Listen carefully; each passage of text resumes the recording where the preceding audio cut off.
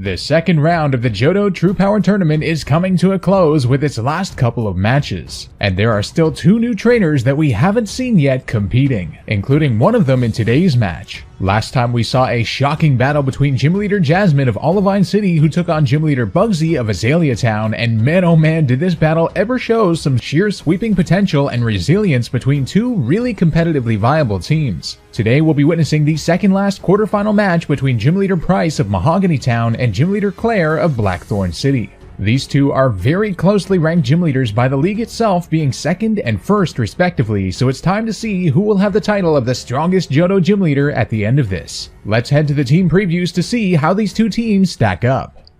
Pryce returns to the tournament with his mono ice type team featuring a great mix of defensive, offensive, and tank-like Pokemon. In this battle he's going to have to definitely make use of his speedy threats and any priority moves that he has as well. Claire, on the other hand, emerges in the tournament with her primarily Dragon-type team, which is definitely hyper-offense, with speedy sweepers like Charizard, Salamence, and Garchomp, and a few tanks thrown in there too, like Kingdra, Gyarados, and Salamence. She's gonna have to definitely rely on any bulk she might have and her non-Dragon types in this battle. Our producers are now telling us that our trainers are ready for battle, so let's get down to the stadium and watch this gym leader showdown unfold.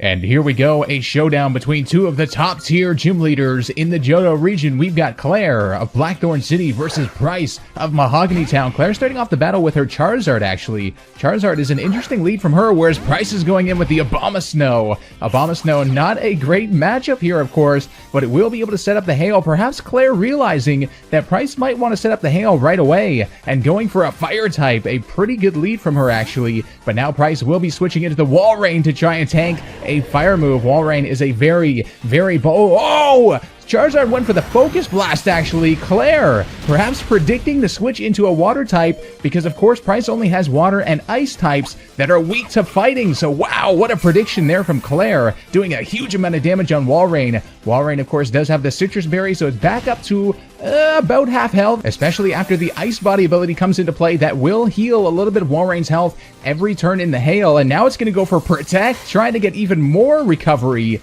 This is a crazy strategy here from Pryce, and now the Charizard trying to go for the Focus Blast, but can't finish off the Walrein, will get hurt by the hail as well, whereas Walrein is doing nothing but getting some recovery here. So a very interesting strategy with that Protect, and now Walrein will switch out, does not want to take a Focus Blast, and going into the Froslass is Pryce. What a genius play there. Now he can get a free switch in that will outspeed Charizard. Charizard tried to go for the Focus Blast, of course it does not affect Froslass.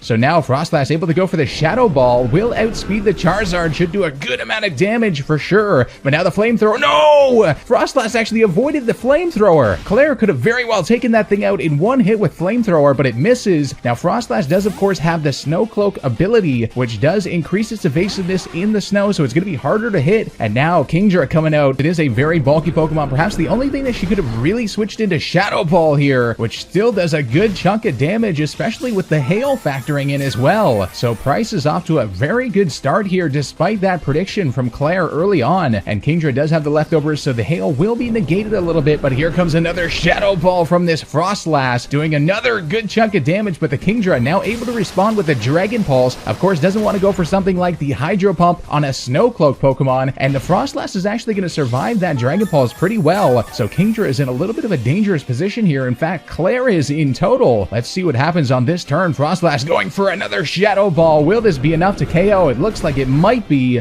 No, the Kingdra survives, just barely. Wow, what a survival there, and is able to go for the Dragon Pulse. That will definitely take down the Froslass. So Kingdra serving his purpose there as a very bulky yet powerful Pokemon, but it will go down to the hail. The Kingdra going down as well. Both Pokemon on both sides of the field going down. Now the Walrein coming back out on the field. Walrein is a very defensive beast. And now the Gyarados coming out here from Claire. It will have Intimidate, but that will not affect Walrein. Walrein usually operates in a especially offensive manner, but the Gyarados going for the Dragon Dance, realizing that Walrein won't be able to do much against it offensively, but nor can it do anything against Walrein. So charging up is Claire here with the Dragon Dance, but the Toxic coming out on the Walrein to the Gyarados. So now Gyarados will be put on a timer. That is not a great thing for Gyarados, especially as it tries to kind of power up here. But we'll have to see what it can accomplish in the limited time that it does have left. because of course the Toxic has just been activated, but the Walrein going for the Protect. This thing is a stalling beast. But now Clair going for the Dragon Dance, realizing that the Walrein after the last time would probably go for Protect to try and Toxic stall it, so taking advantage of that turn to actually go for the Dragon Dance here and make this Gyarados even more powerful. Let's see what it can accomplish on this turn. The Walrein is out of Protects. Here comes the Earthquake. Neutral damage on that Walrein, of course, should do a huge amount after 2 Dragon Dances, but the Walrein survives. Are you kidding me? Walrein going with the Ice Beam now should do a good chunk of damage, not too much, but honestly, any damage is good damage when Gyarados is on a timer from the Toxic, and I cannot believe that Walrein survived that. Walrein now going for the Protect again, able to stall this Gyarados out. Gyarados was trying to go for the Waterfall to take it down. Wow, 2 Dragon Dances and a neutral move with Earthquake, and Walrein still surviving and Toxic stalling the ever-living heck out of this Gyarados. Gyarados now going for the Waterfall to take down the Walrein. That Walrein is finally down. What a beast that was. But of course, Gyarados will get hurt by Poison, and that's it. The Gyarados is down as well, so not able to effectively charge up. That Walrein serving as a big wall there. And now the Charizard coming back on the field from Clair, and the Abomasnow coming back out from Pryce.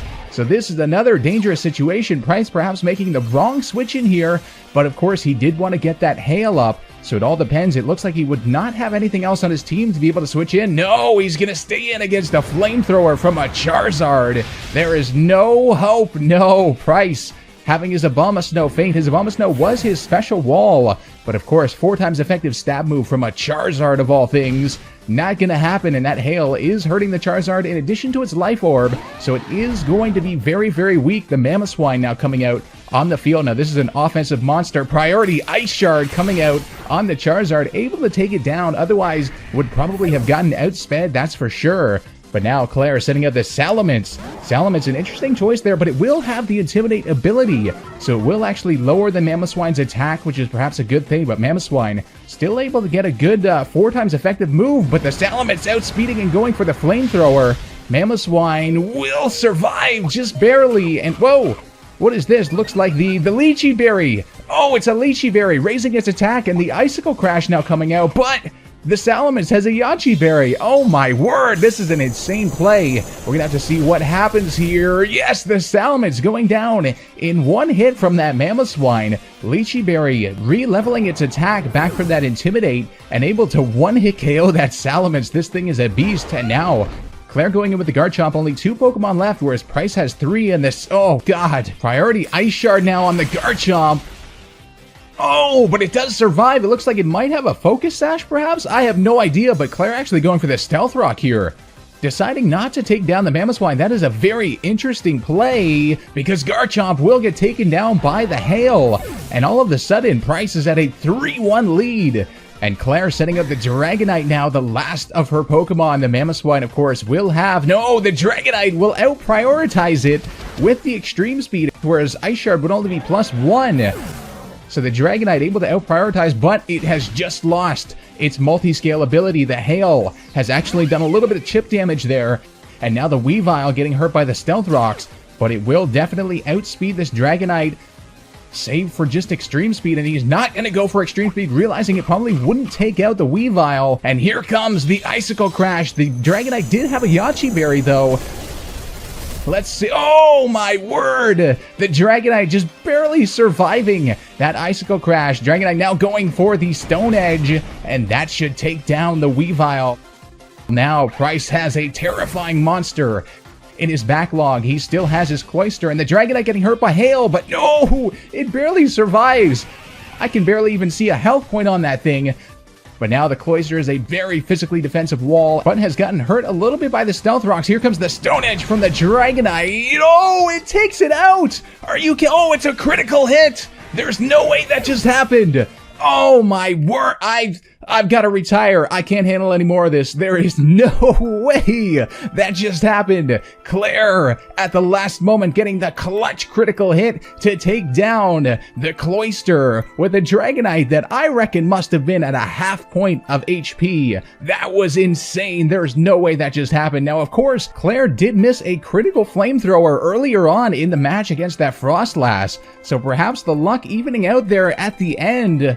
Oh my word though! Claire deserves all the credit here, going up against a team that definitely countered hers in almost every way, and playing amazingly to just pull off the win against Pryce. Claire will be advancing to the semi-finals. Make sure to smash that like button and subscribe with notifications on so you don't miss the next matches. Before we go, I'd like to thank the patrons who are making this tournament possible. If you guys want to help further this series' potential and support it, the link to my Patreon page will be in the description below. That's all for this one. This has been SilphSpectre, and I'll see you guys next time for more True Power.